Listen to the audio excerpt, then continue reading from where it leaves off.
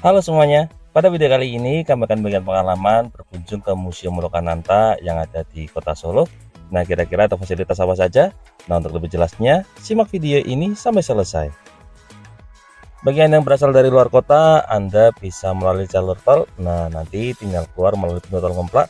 Dari pintu tol Ngemplak ini, Anda tinggal menuju ke arah Jalan Slamet Riyadi di pusat kota Solo.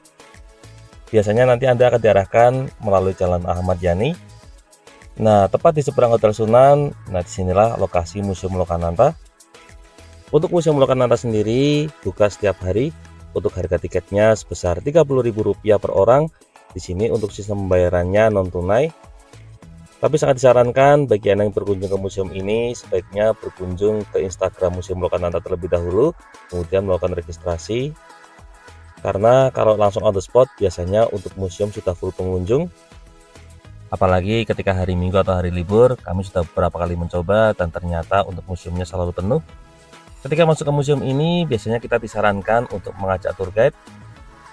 Nah, di museum ini ada beberapa ruangan yang bisa kita kunjungi. Yang pertama ada ruangan lini masa. Di ruangan lini masa ini menjelaskan mengenai sejarah berdirinya Museum Lokananta. Jadi Lokananta sendiri dulunya merupakan pabrik piringan hitam.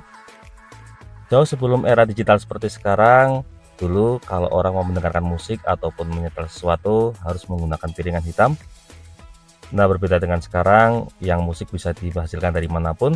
Kalau zaman dulu untuk musik hanya bisa dihasilkan melalui piringan hitam, dan piringan hitam itu hanya bisa diproduksi melalui perusahaan negara yaitu Lokananta ini. Jadi bisa dibilang kalau zaman dulu ingin menghadirkan industri musik maka harus melalui perusahaan Lokananta ini. Disinilah para musisi di seluruh Indonesia datang kemudian melakukan rekaman serta menghasilkan cakram hitam. Cakram hitam ini kemudian diproduksi dan dijual ke seluruh Indonesia. Nah, di ruang lini masa ini terdapat banyak peralatan yang menunjukkan bagaimana cara produksi di zaman tersebut. Kita seperti diajak ke masa lalu, di mana piringan hitam diproduksi. Nah, selesai dari ruang lini masa, di sebelahnya terdapat lagi ruangan gamelan. Tetapi ruangan gamelan ini hanya bisa diakses jika kita mengajak tour guide.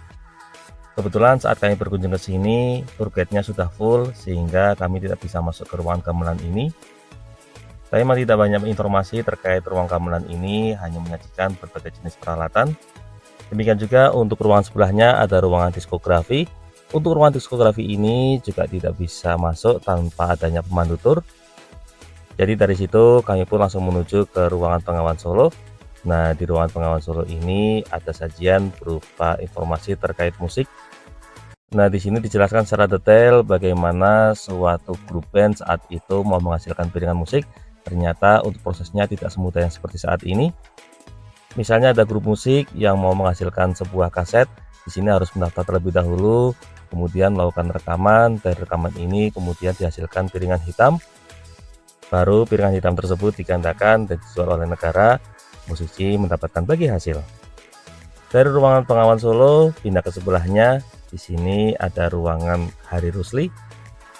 Hari Rusli sendiri merupakan salah satu seniman yang terkenal pada masanya. Nah, di sini dipajang mengenai berbagai hasil karya dari Hari Rusli. Nah, bagi Anda yang mengajak keluarga yang hidup di era 60-70-an pasti sudah sangat paham mengenai Hari Rusli. Untuk karya-karyanya juga bisa kita dengarkan di sini. Demikian pula dengan sajak dan syairnya, semuanya dipajang secara lengkap. Dari ruangan Hari Rusli berikutnya kita akan diajak menuju ke ruangan Aneka Nada. Sesuai dengan namanya, ruangan Aneka Nada ini menyimpan berbagai koleksi baik kaset maupun piringan hitam yang dihasilkan oleh Lokananta. Ada berbagai jenis musik klasik yang tersedia di sini, bahkan yang mulai dari tahun 50-an, 60-an sampai 70-an, semuanya dalam kondisi lengkap. Nah, bagi Anda mengajak orang tua, mungkin bisa bernostalgia ke tempat ini. Karena memang saat itu akses menuju ke musik tidak mudah seperti yang saat ini. Semuanya harus melalui piringan hitam. Nah, dari ruangan Aneka Nada kita diajak lagi menuju ke ruang sebelahnya. Di sini ada ruangan proklamasi. Nah, untuk ruangan proklamasi ini ruangannya gelap, jadi hanya menyajikan tampilan lampu, tetapi informasinya sangat lengkap. Nah, di sini ada berbagai fakta sejarah menarik yang disajikan.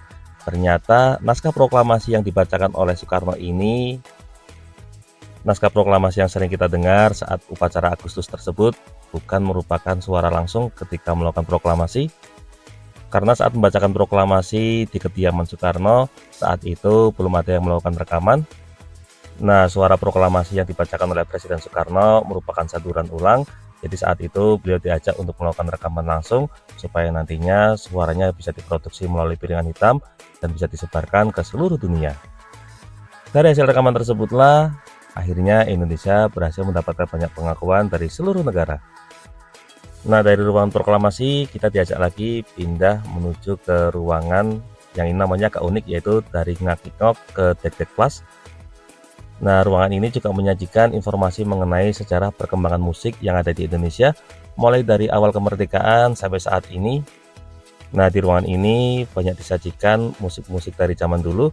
Di sini juga diinformasikan bahwa dulu ketika awal kemerdekaan musik sangat dibatasi oleh Presiden Soekarno, terutama musik yang terkait kebarat-baratan.